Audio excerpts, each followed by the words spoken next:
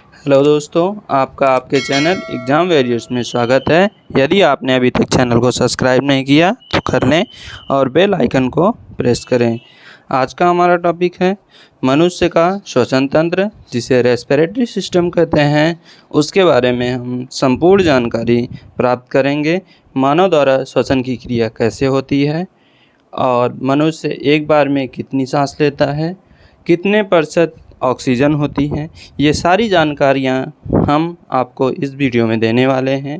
तथा हम ये भी जानकारी प्राप्त करेंगे फेफड़ों की सामर्थ्य कितनी होती है, कितनी देर तक वे कार्य कर सकते हैं और उसमें क्या क्या क्रियाएं होती हैं। आइए देखते हैं। पहला प्रश्न है, मानव 1 मिनट में कितनी बार श्वास लेता है? तो मानव एक बार में 16 से 18 बार सांस लेता है। श्वास के द्वारा शरीर के किस भाग में हवा भरी जाती है? तो श्वसन की क्रिया में श्वास के द्वारा फेफड़ों में हवा भरी जाती है। श्वसन क्रिया में जो वायु ली जाती है उसमें ऑक्सीजन की मात्रा कितनी होती है? अर्थात जो श्वसन क्रिया के पश्चात हम वायु ग्रहण करते हैं उसमें ऑक्सीजन की मात्रा कितनी होती है? तो ऑक्सीजन की मात्रा 21% होती है। श्वसन क्रिया में जो वायु बाहर निकालते हैं उसमें ऑक्सीजन की मात्रा कितनी होती है? तो श्वसन क्रिया के पश्चात जो वायु हम बाहर निकालते हैं उसमें ऑक्सीजन की मात्रा 16% होती है। तो हमारा वीडियो यदि अच्छा लगे तो लाइक, शेयर, कमेंट ज़रूर कीजिएगा। आइए देखते हैं अगला प्रश्न है, एक बार सांस लेने में लगभग कितनी वायु फेफड़े में प्रवेश करती है? तो एक बार सांस लेने में लगभग 500 मिलीलीटर ऑक्सीजन फेफड़ों में प्रवेश करती है। जब कोई मनुष्य श्वास लेता है तो ऑक्सीजन रक्त में उपस्थित किस पदार्थ से संयोग करता है? तो जब कोई व्यक्ति श्वास लेता है तो ऑक्सीजन रक्त में उपस्थित हीमोग्लोबिन से संयोग करता है। हीमोग्लोबिन तथा हीमोसाइनिन में कौन सा श्वसन वर्धक प्रमुख होता है? तो हीमोसाइनिन और हीमोग्लोबिन में हीमोग्लोबिन श्वसन वर्धक प्रमुख होता है। आइए देखते हैं आगे अगला प्रश्न। कोशिका में भोजन या ग्लूकोज का ऑक्सीकरण कहाँ होता है? कोशिका में भोजन या ग्लूकोज का ऑक्सीकरण, हमको भोजन से ही ग्लूकोज प्राप्त होता है। तो पूछ रहा है कोशिका में भोजन का ऑक्सीकरण कहाँ होता है? तो होता है कोशिका द्रव्य में। भोजन का ऊर्जा में परिवर्तन शरीर के किस भाग में होता है? तो भोजन का ऊर्जा में परिवर्तन कोशिका में होता है। भोजन का ऊर्जा में परिवर्तन कोशिका के किस भाग में होता है? तो माइटोकॉन्ड्रिया में होता है। आइए देखते हैं अगला प्रश्न। ये एक मनुष्य की संरचना दिखाई गई है, उसके फेफड़ों का वर्णन किया गया है, आप लोग देख सकते हैं। और देखते हैं अगला प्रश्न क्या है। अगला प्रश्न है 11 नंबर, हमें जमाई क्यों आती है? तो कभी कभी मुख से गहरी सांस ली जाती है जिसे जमाई कहा जाता है। और क्यों आती है? तो ऊतक में ऑक्सीजन की कमी के कारण हमें जमाई आती है। तो ऐसा हमको फील होता है कि हमको निद्रा आ रही है, जबकि वो क्या होता है, ऊतकों में ऑक्सीजन की कमी के कारण होता है। अगला देखते हैं अगला प्रश्न क्या है। क्या कोशिकीय श्वसन क्रिया से भिन्न होता है? कोशिकीय श्वसन और श्वसन क्रिया ये दोनों अलग अलग चीज़ें हैं, अर्थात ये एक दूसरे से भिन्न होती हैं। आइए देखते हैं अगला प्रश्न। कोशिकीय श्वसन क्रिया से क्यों भिन्न होता है? तो पहले पूछा था क्या भिन्न होती हैं, तो अभी पूछ रहा है क्यों भिन्न होती हैं। तो है ग्लूकोज का ऑक्सीकरण होकर कार्बन डाइऑक्साइड, जल तथा ऊर्जा मुक्त होने के कारण ये जो ऑक्सीकरण की क्रिया होती है और जिससे कार्बन डाइऑक्साइड और ऊर्जा मुक्त हो जाती है, इस कारण कोशिकीय श्वसन क्रिया से भिन्न होता है। निद्रा में खर्राटे भरते समय श्वसन दर किस प्रकार की होती है? यदि कोई व्यक्ति निद्रा में खर्राटे लेता है तो उस समय उसकी श्वसन दर सबसे कम होती है। फीताक्रीम नामक प्राणी किस प्रकार का श्वसन करता है? तो श्वसन की क्रिया दो प्रकार की होती है, एक ऑक्सी श्वसन होता है, दूसरा अनऑक्सी श्वसन होता है। तो फीताक्रीम नामक प्राणी जो होता है वो अनऑक्सी श्वसन क्रिया करता है। आइए देखते हैं अगला प्रश्न। अगला प्रश्न है हमारा, अवरोधक केंद्र तथा न्यूमेटोक्सिस केंद्र किससे संबंधित है? तो अवरोधक केंद्र और न्यूमेटोक्सिस केंद्र श्वसन क्रिया से संबंधित होता है। स्तन प्राणियों में डायाफ्राम का सबसे महत्वपूर्ण कार्य क्या होता है? तो डायाफ्राम जो होते हैं या फिर हमारे फेफड़े जो होते हैं वो श्वसन विधि में सहायक होते हैं।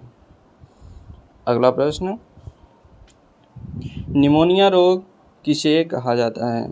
तो निमोनिया रोग ये ठंड के कारण लगने वाला रोग है जो कि श्वसन रोग होता है और ये मानव को सबसे अधिक प्रभावित करता है। फेफड़े में किसका ऑक्सीकरण होता है? तो फेफड़े में प्रायः रक्त का ऑक्सीकरण होता है। ऑक्सीजन युक्त रक्त फेफड़े में कहाँ प्रवेश करता है? तो ऑक्सीजन युक्त रक्त फेफड़े में प्रायः हृदय में प्रवेश करता है। ये मानव की संरचना में फेफड़े और उसके आलिंद का वर्णन किया गया है, दिखाया गया है, आप लोग जरूर देखें। अगला प्रश्न आता है, ऑक्सीजन युक्त रक्त फेफड़े में सीधे हृदय में क्यों जाता है? तो ऑक्सीजन युक्त रक्त फेफड़े से सीधे हृदय में रक्त को पंप करके सारे शरीर में पहुंचाने के लिए जाता है। ग्लूकोज के जल तथा कार्बन डाइऑक्साइड के पूर्ण गठन में एटीपी अणुओं की उत्पन्न संख्या कितनी होती है? तो ग्लूकोज के जल तथा कार्बन डाइऑक्साइड में एटीपी के अणुओं की संख्या कुल 38 होती है या 38 होती है। ग्लूकोज के एक परमाणु में पूर्ण ऑक्सीकरण से कितनी ऊर्जा बनती है? ग्लूकोज के एक परमाणु के पूर्ण ऑक्सीकरण से 686 कैलोरी ऊर्जा बनती है। अगला है, ये चित्र में दिखाया गया है नासा मार्ग या नासिका, जहाँ से हम सांस लेते हैं। नासा छिद्र, जहाँ से सांस की प्रक्रिया को स्टार्ट होती है। श्वसन नली कौन सी है? श्वसन कौन सा होता है? फेफड़े, डायफ्राम का और कूपिकाओं का, कूपिका वाहिनियों का और श्वसनिकाओं का, प्रत्येक का विस्तृत वर्णन दिखाया गया है। आइए देखते हैं। अगला क्वेश्चन है, कृत्रिम श्वसन के लिए किस गैस का प्रयोग किया जाता है? कृत्रिम श्वसन के लिए ऑक्सीजन गैस का प्रयोग किया जाता है। रात्रि के समय पेड़ पौधों के नीचे क्यों नहीं सोना चाहिए? रात्रि के समय पेड़ पौधे द्वारा सिर्फ कार्बन डाइऑक्साइड छोड़ने के कारण हमें पेड़ पौधों के नीचे नहीं सोना चाहिए। ये मानव के शरीर का वर्णन किया गया है जिसमें प्रत्येक चीज़ को स्पष्ट दिखाया गया है और हिंदी और अंग्रेजी दोनों में दिखाया गया है। आप लोग देख सकते हैं, एक तरफ डायफ्राम का रियल चित्र बनाया गया है, दूसरा उसका आभासी चित्र बनाया गया है और फेफड़ों का और पसलियों का वर्णन दिखाया गया है। पसलियों को रिब्स कहते हैं और फेफड़े को लंग्स कहते हैं और डायाफ्राम को डायाफ्राम ही बोलते हैं। डायाफ्राम फेफड़े और पसलियों के जस्ट नीचे पाया जाता है और जब हम कोई भोजन करते हैं तो मुख गुहा से प्रवेश करता है और डायाफ्राम से नीचे आकर के छोटी आंत बड़ी आंत में के द्वारा उसका पाचन की क्रिया होती है। और जब कोई हम वायु नासा गुहा से लेते हैं अर्थात नासिका से लेते हैं तो वह संपूर्ण वायु जो ऑक्सीजन रहित होती है हमारे डायाफ्राम में आती है और उसकी क्रिया संपन्न होती है। तो ये था। आइए देखते हैं अगला प्रश्न।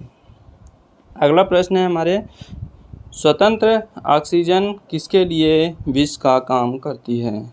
तो अनाक्सीकृत जीवाणुओं के लिए स्वतंत्र ऑक्सीजन विष का कार्य करती है। तो अगला प्रश्न है, कोशिका में साइट्रिक अम्ल चक्र होने का कौन सा स्थान होता है? तो कोशिका में साइट्रिक अम्ल चक्र होने का स्थान होता है माइटोकॉन्ड्रिया। अगला प्रश्न देखते हैं, स्तनियों के फेफड़े में टाइल्ड वायु क्या होती है? तो स्तनियों के फेफड़ों में टाइल्ड वायु होती है जो सामान्य रूप से फेफड़ों में जाने तथा बाहर आने वाली वायु होती है। तो इसमें दिखाया गया है फेफड़े में वायु कैसे प्रवेश करती है, कहाँ से प्रवेश करती है, कंठ कहाँ पे स्थित होता है, श्वास नली कहाँ पे स्थित होती है, उपस्थित वलय कहाँ पे होता है तथा कूपिकाओं को अलग से वर्णित किया गया है कि वायु को जब हम ग्रहण करते हैं तो वो कूपिकाओं के द्वारा कैसे क्रिया करता है। समस्त को दिखाया गया है, डायाफ्राम का वर्णन किया गया है, पसलियों को दिखाया गया है और फुफ्फुस धमनियों को दिखाया गया है, कूपिका केस को दिखाया गया है, इन सब का वर्णन किया गया है। आइए देखते हैं अगला प्रश्न। हमारा अगला प्रश्न है, अनाक्षी श्वसन में अंतिम उत्पाद कौन सा अम्ल होता है? तो अनाक्षी श्वसन में अंतिम उत्पाद लैक्टिक अम्ल होता है। अगला क्वेश्चन देखते हैं, मकड़ियों तथा एरेकाइनिड प्राणियों में श्वसन यंत्र क्या होता है? तो बुक फेफड़े होते हैं। क्या कॉकरोच में रुधिर ऑक्सीजन का परिवहन नहीं होता? तो हाँ सही है, कॉकरोच में रुधिर ऑक्सीजन का परिवहन नहीं होता क्योंकि उसमें रुधिर नहीं पाया जाता है। अगला है, शासक में श्वसन क्रिया कहाँ होती है? तो शरीर के सभी कोशिकाओं में होती है। हीमोग्लोबिन में कौन सी धातु पाई जाती है? तो हीमोग्लोबिन में प्रायः आयरन पाया जाता है जिसका सूत्र Fe होता है। क्या कशेरुक प्राणियों में ऑक्सीजन का परिवहन होता है? तो जी हाँ, कशेरुक प्राणियों में भी ऑक्सीजन का परिवहन होता है। अगला क्वेश्चन है, कशेरुक प्राणियों में ऑक्सीजन का परिवहन किसके संयोग से होता है? तो कशेरुक प्राणियों में ऑक्सीजन का परिवहन हीमोग्लोबिन के संयोग से होता है। ये थे हमारे आज के क्वेश्चन जो श्वसन तंत्र से रेस्पिरेटरी सिस्टम से संबंधित थे। रेस्पिरेटरी सिस्टम से बनने वाले समस्त क्वेश्चन का इसमें जितने भी क्वेश्चन बन सकते हैं उनको दर्शाया गया है। आप लोग देखिएगा, लाइक शेयर कमेंट ज़रूर कीजिएगा। कैसा लगा हमारा वीडियो? अगर अच्छा लगा तो सब्सक्राइब करें चैनल को। ये है आगे के दिखाए गए हैं कूपिका वाहिनियाँ किस प्रकार टूटती हैं, इसमें किस प्रकार ऑक्सीजन होते हैं, इन सब को प्रदर्शित किया गया है। और ये है माइटोकॉन्ड्रिया, ये डीएनए की संरचना होती है, जूते के आकार का होता है। ये राइबोसोम्स कण होते हैं इसमें, और क्या क्या होती हैं, बाहरी झिल्ली, आंतरिक झिल्ली, सबका वर्णन किया गया है। ये डायाफ्राम का वर्णन किया गया है, दिखाया गया है 3D में कैसे डायाफ्राम होता है। और कैसा लगा हमारा class? Thank you for class.